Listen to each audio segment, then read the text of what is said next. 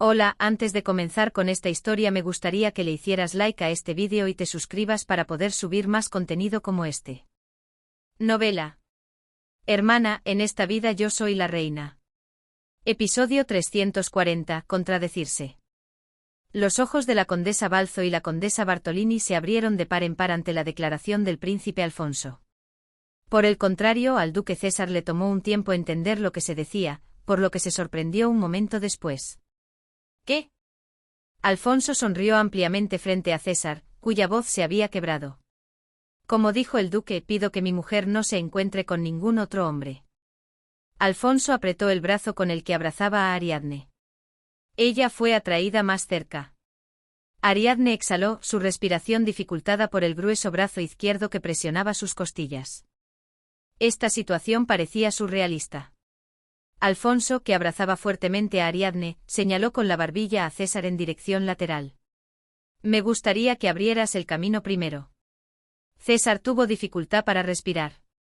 Inhaló profundamente. Príncipe, príncipe. Era sucio y mezquino. La sensación de tener que usar un título honorífico para el hombre que abrazaba a Ariadne frente a ella era surrealista. Pero por primera vez en la vida de César, algo quizás la desesperación venció a su orgullo. No podía dejar ir a Ariadne así. No puede hacer esto. El tono de voz de Alfonso bajó. ¿Qué es lo que no puedo hacer? Alfonso siempre había tenido una cara sonriente, incluso después de regresar del campo de batalla. Su semblante había cambiado un poco, pero su expresión era la misma. César se había reído de los comentarios de la gente de que Alfonso había adquirido dignidad y era más frío que antes. Pero al ver el rostro de Alfonso ahora, pudo entender claramente por qué su semblante había cambiado. El príncipe dorado, descolorido como la arena del desierto, miraba a su hermanastro con una expresión indiferente y cruel. No. Eso. César apenas encontró las palabras. Yo estaba conversando con la condesa de Mare. Por mucho que sea un príncipe, no hay ninguna regla de etiqueta que diga que puede interrumpir la conversación de una señorita a su antojo y apartarla de su interlocutor. Tienes razón, no hay ninguna regla de etiqueta. Alfonso replicó con un tono brusco. Pero, ¿no era esa tu afirmación? César se quedó sin palabras. Sin embargo, en este momento, no estaba hablando con Alfonso por alguna razón en particular, sino simplemente porque no podía dejarlos, o más bien, dejarla ir así.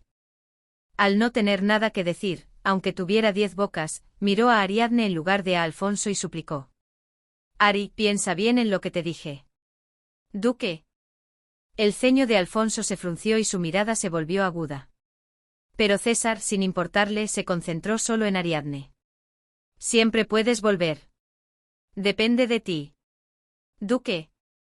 Alfonso, cuya paciencia se había agotado, lo detuvo. Pero César tampoco estaba en una situación para retroceder. Miró a Ariadne, que estaba en los brazos de Alfonso, y suplicó casi rogando. Cuando tengas las ideas más claras, contáctame. César de cómo. Ante el grito atronador de Alfonso, César finalmente lo miró con la boca abierta. Alfonso se acercó y gruñó. Cierra la boca antes de que te dé un puñetazo en la cara. César juró por el cielo que nunca se había imaginado que su hermanastro 4 años menor, que siempre había sido amable, se comportaría así con él. Y además de cómo. Esto era un insulto descarado a su reputación. Mientras César se quedaba sin palabras y tartamudeaba, Alfonso le dijo a Ariadne.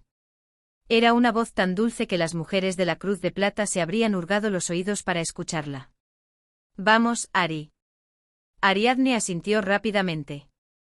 Era lo que deseaba, justo cuando estaba pensando si debía interponerse entre ellos para que no pelearan por su culpa.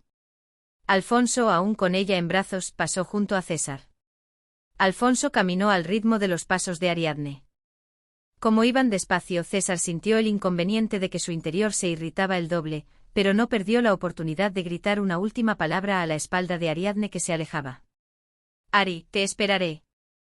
La condesa de Mare no se volvió, y aunque lo hubiera hecho, habría quedado oculta por la enorme figura del príncipe, grande como una casa. La voz del duque César se convirtió en un eco sin respuesta, resonando huecamente por el sendero. César, con un sentimiento de desolación inigualable, se cubrió el rostro con ambas manos. Pero también había alguien que estaba inmensamente feliz por este incidente. Era la condesa Balzo, que había presenciado un espectáculo inimaginable. Abrió la boca de par en par. Al pensar en contar lo que acababa de presenciar en la fiesta del té a todo el vecindario, su corazón se conmovió y al mismo tiempo sintió un calor en el estómago. Por el contrario, Clemente de Bartolini tenía un sabor amargo en la boca. Había obtenido un tema candente que animaría a la sociedad, pero resultó ser algo que el hijo de su nuevo señor había arruinado. Ya le dolía el estómago solo por no poder participar, y si se equivocaba, corría el riesgo de ser arrastrado a los trabajos de limpieza. Dejando todo esto atrás, Ariadne caminó mirando hacia adelante. Que César dijera esas cosas. La vida era realmente irónica. Hubo un tiempo en que habría arriesgado su vida por escuchar esas palabras, pero ahora, al escucharlas, solo le dolía la cabeza. No quería pensar en nada y solo quería desaparecer de la faz de la tierra. Sería perfecto si pudiera quedarse en un lugar donde no hubiera nadie durante 3 días. Mientras pensaba eso, sintió el calor que la envolvía y miró a un lado. Alfonso, con una postura fuerte y sin saber lo que pensaba, la guiaba. «Hermano, hermana». A lo lejos, la princesa Bianca agitaba la mano. Bianca también había escuchado los fuertes ruidos desde lejos. Aunque no escuchó bien el contenido, parecía que el duque César estaba suplicando y rogando. «Rápido, rápido, necesito una explicación». La capital era un lugar realmente interesante. La condesa Balzo era un poco despistada. Quizás se debía al largo periodo en que había reinado con poder absoluto en la Asociación de Mujeres de la Cruz de Plata. Delante de la duquesa Rubina, escupió saliva al describir lo que había presenciado, y Rubina se arrancó los cabellos frente a una dama de sociedad con la que no tenía mucha confianza.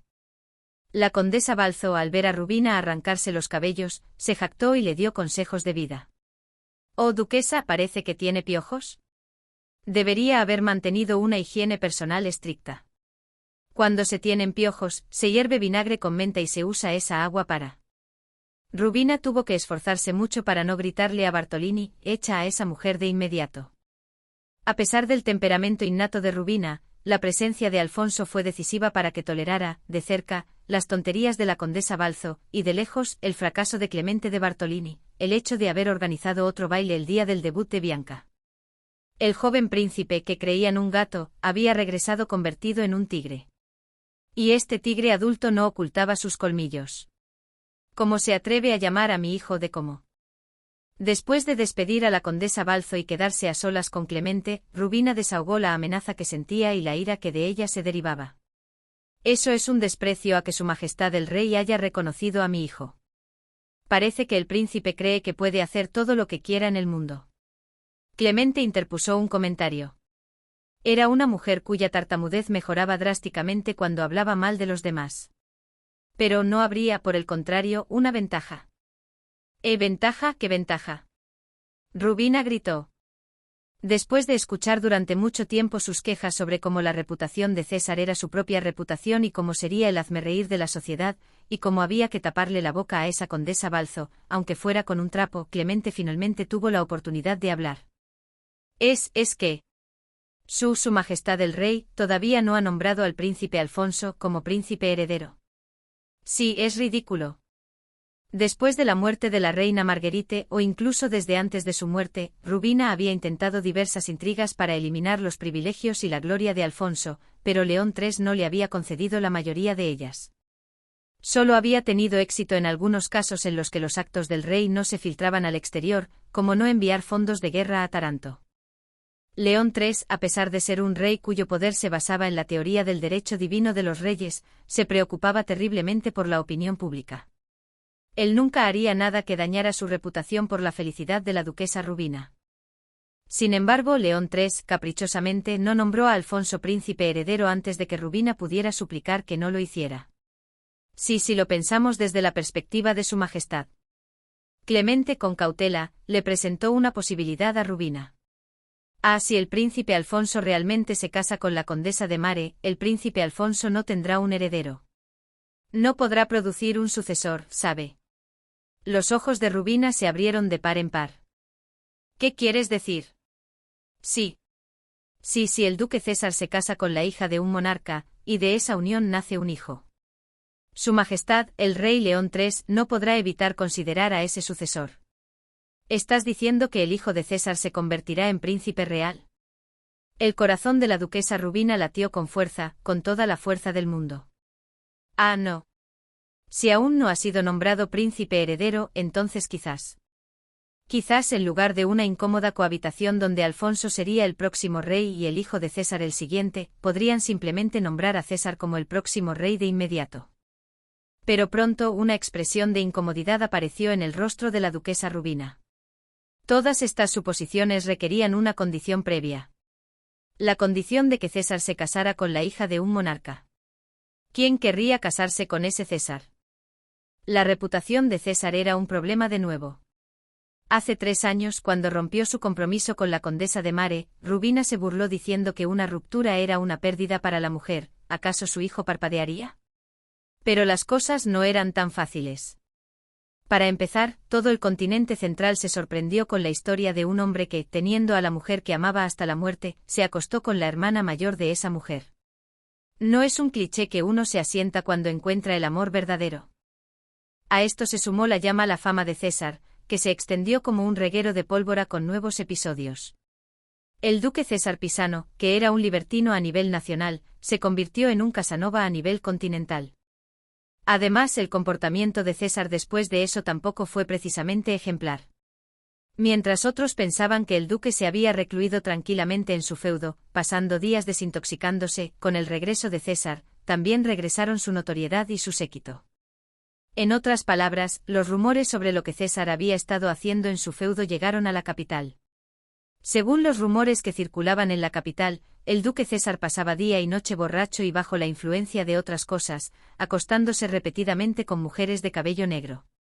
Solo mujeres altas de cabello negro, sin preguntar por su rostro ni su edad. Y después de una sola noche, las echaba y nunca más las volvía a ver. No era una o dos las mujeres con las que se había acostado, por lo que los rumores no podían ser controlados. No solo se acostaba con mujeres que no le causarían problemas, sino que se acostaba con todo tipo de mujeres, desde prostitutas de bajo rango hasta hijas de nobles. ¡Qué vergüenza!, Rubina exclamó. Incluso su problemático hijo diría que le dolía si lo golpeaba la lengua de su madre, tan mordaz era. Ya hay escasez de buenos partidos en el continente central, y con César comportándose así, ¿dónde vamos a encontrar a alguien? Incluso para el decente Alfonso, se consideraba a la hija de 3 años del gran duque de Oldenburgo, lo que indicaba una escasez objetiva de personal. Ella consideró una por una a las hijas de monarcas que podrían ser posibles, pero no encontró a nadie adecuado. Sin embargo, mientras consideraba todo esto, Rubina simplemente ignoró la voluntad de su hijo. Aunque hoy mismo se había aferrado a la condesa de Mare, llorando y haciendo un escándalo, Rubina no tenía la menor intención de unirlos. Era difícil querer a una nuera que lo había denunciado por tener sífilis, y que la había enviado a la cárcel. Rubina no era una madre tan generosa como para ceder tanto por la felicidad de su hijo. ¿Sabes lo difícil que es para hombres y mujeres casarse con alguien de mayor estatus? No es suficiente con practicar cómo bañarse, purificarse y ofrecer un ramo de flores con modestia, si no ha podido dejar el hábito de acostarse con cualquiera. ¡Ay! El suspiro de Clemente se sumó, y el salón de Rubina se llenó de un dúo de suspiros. En medio de todo esto, Clemente consoló a Rubina con cautela. Era una situación difícil en la que no era fácil no ser querida. Pero que el príncipe Alfonso esté loco por la condesa de Mare es algo bueno. Clemente conocía a grandes rasgos la historia de cómo el rey León III había intentado casarse con Ariadne de Mare como su segunda esposa, pero había fracasado, debido a su parentesco con el difunto conde Contarini. La historia se había filtrado hasta los hijos del difunto conde Contarini durante el proceso de destitución del duque César como comandante en jefe. Seguramente caerá en desgracia ante su majestad el rey. Clemente no sabía hasta dónde podía contar, así que observó la expresión de Rubina. Afortunadamente Rubina parecía no haber entendido lo que Clemente decía. Clemente decidió disimularlo. Debemos apoyar este romance. Así el duque ganará una posición. Uf. Rubina, disgustada, solo suspiró profundamente. Si tuviera que nombrar a las mujeres que más odiaba en la capital en ese momento, serían las hermanas de Mare. Afortunadamente Rubina también tenía un plan agradable. Ah, es cierto. Su Majestad el Rey me pidió que organizara una reunión. Rubina le contó a Clemente sobre la fiesta del té que había planeado, donde se reunirían el Rey León III, la duquesa Rubina, el duque César y la joven pareja condal Contarini. Clemente interrumpió. Oh, eso es realmente. Era una composición de mal gusto. Afortunadamente Rubina no le pidió una respuesta a Clemente y pasó al asunto principal. Dile a tu hermano menor que venga al palacio. No hay que demorarse. Hagámoslo para finales de esta semana. Gracias a esto, la ira de Rubina, dirigida a la hermana menor de las hermanas de Mare, recayó sobre la hermana mayor de Mare.